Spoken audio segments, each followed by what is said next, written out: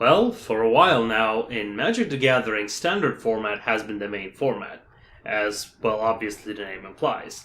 In Core Set 20, we have seen the release of a card that has made control decks to be built around it for the sheer value that it generates. So much so that not playing Ramp in that deck is pretty much a waste of time. That card is, of course, the Field of the Dead. Whoever has thought that this card would not completely warp the format around itself, especially a format where land destruction is not nearly a thing, must have been pretty nuts.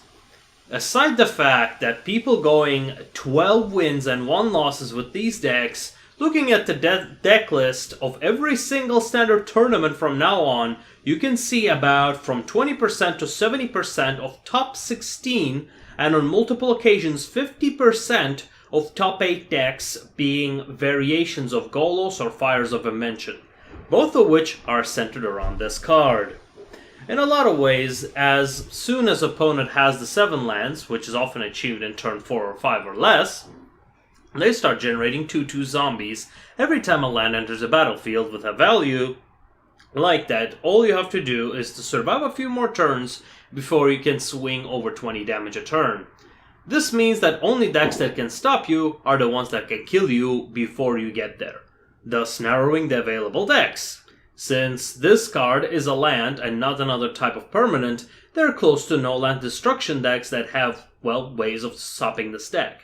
Unlike other cards that are proposed to be banned before, however, because they're too strong, this one is a land, and since land destruction is sort of a taboo in Magic after some incidents, land destruction is not very viable in anything except countering that land. Even then, it's not a reliable way or worth it.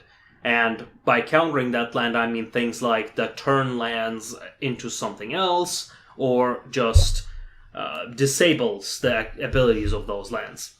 There are 2 things, and this is just a personal note, there are 2 things in Magic that I dislike.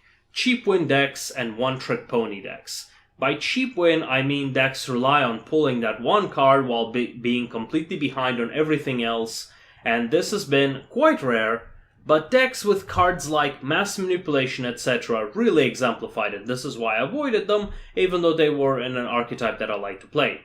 People, of course, in time have adapted to it and it shifted away.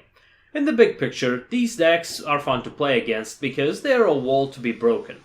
The one-trick pony is the dangerous one, because these tend to have their only win condition being that one card. These decks rely the most on starting their hands, and if it's good, there's nothing the opponent can do. They're like combo decks in most ways. This is one of the reasons why formats such as Modern and Vintage are still popular. Due to the amount of answers available in that format, it's rare to pull a combo that you can have not being disrupted in a few turns. So, going back to the topic, why should the Field of the Dead be banned? Because on the macro scale, it warps the entire format around itself, making any mid-range deck obsolete since they're not fast enough to face the swarm of zombies. And in micro scale, it makes only hyper aggro decks and itself as viable competitive decks. Quite frankly, looking at Star City Games Philadelphia Standard, we see 7 out of 8 decks were Golos decks, which name might imply that Golos is the problem, but Golos is there to fish the land needed for the Field of the Dead to work. So after seeing this kind of influence that it has on the format, I feel like it should be banned, even though I myself am guilty of playing it once in a while.